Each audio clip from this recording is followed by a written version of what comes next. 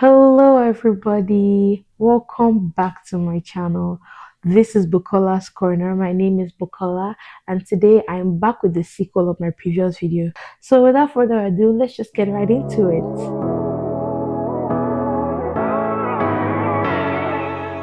All right. So, in my previous video, I talked about things that I think are overrated in your 20s, but in this video, I'm going to be talking about things that are underrated in your 20s.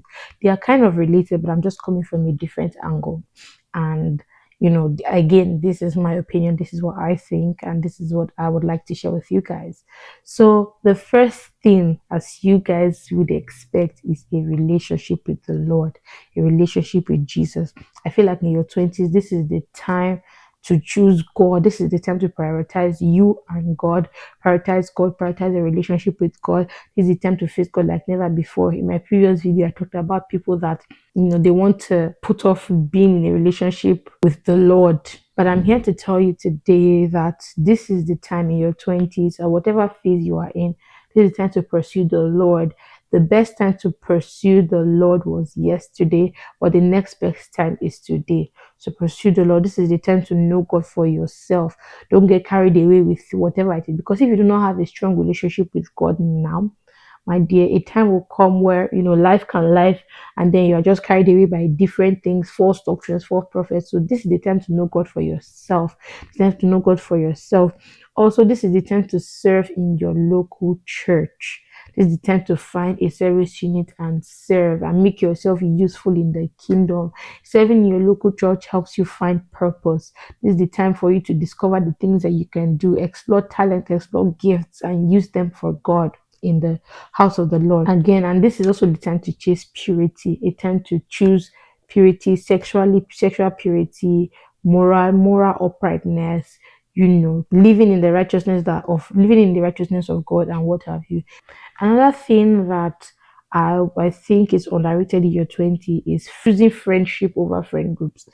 In your 20s, you get to meet a lot of people. There are a lot of people that can pick your interest and all of those things. But I think that in your 20s, you need to realize that big circles don't equate quality or godly friendships, because this is the time to choose people that you would like to build with.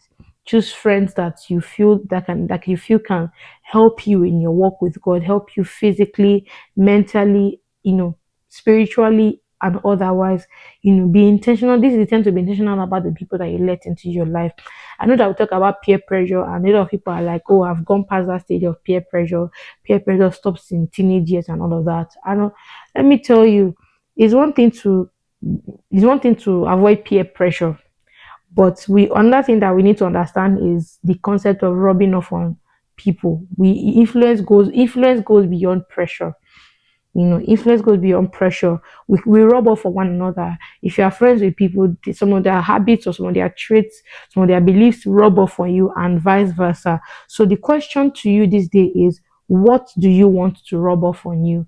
Who do you want to rub off for you? Do you want somebody with good values, somebody that has a future ahead of them and is aware of the future ahead of them? Everybody has a bright future, but it's if you are aware that you walk towards it. If you are not aware, if you live like you don't have future, it begins to that bright future begins to go dim. And this is also the time where you learn to be a good friend. With self-awareness comes your flaws, areas of improvement, and how to just be a better human being. So I think that yes, so you have to be intentional about picking good friends, but you also need to be that person that good friends will want to be friends with. You might want to chase good friends and all of that stuff, but you don't want to be the bad influence or the person that does not bring value to the friendship. So you also need to learn to be a good friend. You need to learn how to show up for people. You need to learn to listen. You need to learn to just be a good friend, because if you're a good friend, you're learning self-awareness, you can become a good partner, a good person overall, honestly. So choosing friends, who do you want to rub off on you? What are the influences that you would, the things that you would want to see in your life? There are certain traits that you see some people and you're like, but there are certain traits you see in certain people and you be like, I want to be like this. This is an aspect I want to convert from this person. you know That's one thing that I think is underrated. We go for friend groups, although and all of those things. You're doing friend groups.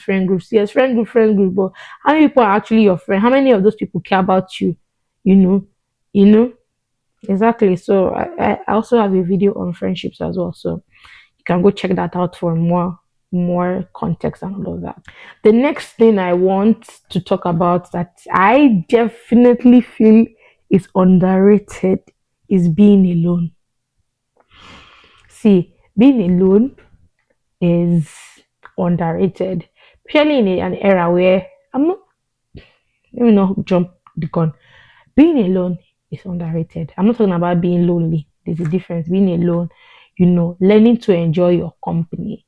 Especially in an era where there are a lot of people that want to force themselves into a relationship, into you know friendships that don't really rate them but that don't serve them. This is the time to enjoy your company. Enjoy your company. I've hammered so much of self-awareness and self-development because I noticed that in this generation, a lot of us don't have self-awareness. That's why we just say things, we just do things, we just post whatever. We don't like things that to somebody that has a level of self-awareness, you see, before I post this thing, I filmed it. Nothing really said, this thing should not, it doesn't make sense. You post it and sometimes you wonder, like, did you not think about it? Did you have friends that you send the video to say, help me and review? Just a lot of things. So, like, you know, learning to be by yourself, it helps you kind of reflect. Sometimes after maybe an interaction or something, just sometimes sit by yourself. Learn to be by yourself in the sense that I'm not talking about just being single. I'm talking about learning to enjoy your own company, whether you are single or relationship. That one's not my business. Just learn to actually be by yourself. And even if you're in a relationship, I feel like your relationship will fare better if you learn to enjoy your own company so that you're not overly dependent on your partner. That's the topic for another day. But whatever it is, single, married, relationship, whatever, learn to enjoy being alone. Learn to enjoy your own company. You know, it helps you learn to be honest with yourself because sometimes a lot of people we don't used to really sit in the mirror and say, this thing that I did today didn't make sense. Sometimes learning to just be honest with yourself when you are alone, when you are in the quietness or when you are in solitude, you can just think. You can just your brain can actually articulate itself, things like that. Another thing that I think is underrated is developing boundaries early. I watched a couple YouTube videos, a couple interviews of people saying that they learned boundaries in their 30s. And honestly, I feel like the earlier the better. This is something that I am still like, even me myself, I'm still learning. I'm still learning boundaries. I'm still learning to put up boundaries, to set boundaries with people, setting boundaries in your friendship, relationships, family, everything, setting boundaries, and boundaries with yourself. Setting up a principle, setting up a value system, setting up principles. That means that those are what are the things that what are the lines that you will not cross no matter what. Those are the principles. What do you want to be known for? This is the time to set it up now. This is the time to know yourself. What are the principles? What are the things the lines I will not cross? What are the boundaries? What are the things that I do not tolerate? What are the things that I would develop in myself? All of that. So boundaries in your friendship, relationships, and with yourself, and every other social interaction, just boundaries in general, setting boundaries, knowing boundaries, doing away with people pleasing, learning to say no. God help me. I think another thing is learning basic life skills. Why do we have people, grown adults, because if you're in your 20s, you're grown, that don't know how to cook, that don't know how to clean, basic life skills like saving, like let's not even go into investing and all of that stuff. Saving, cleaning, cooking, you know. And this is not even gender because if you're a man, at least you can be able to whip up something now. It's a life skill. Cooking is a life skill, guys. It's a basic life skill. Cleaning, like, don't be messy. Let's like this is the time, literally. Let's build good habits. Cleanliness. Self-awareness again. develop clean habits. If you are struggling with body odor and things like that, sometimes have a friend talk to you and say, "Ah, do like this," or tell a friend, "Ah, am I smelling? Am I, you know, musty down there?" So taking care of your physical health, your or hygiene wise as well, taking care of your hygiene and all of that stuff. I think also making healthy choices, you know, the kind of food you're eating. Yeah, are you working out? Are you lifting weights and all of those good stuff? Taking care of your mental health as well. I feel like that's one thing that we need to also emphasize on as well, as much as it has been taken to the extreme. And finally, last but not the least, healing. Healing. Again, 20 is not the time to gather hurt and all of that.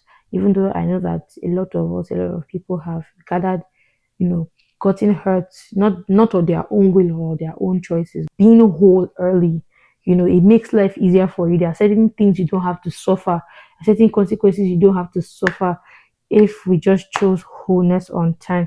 So you need the Holy Spirit. I'm telling you, you need the Holy Spirit to open your eyes, to reveal to you those areas that need work, those trauma responses that need to be healed, those areas that you've been wounded and all of that. If you need therapy, pursue it.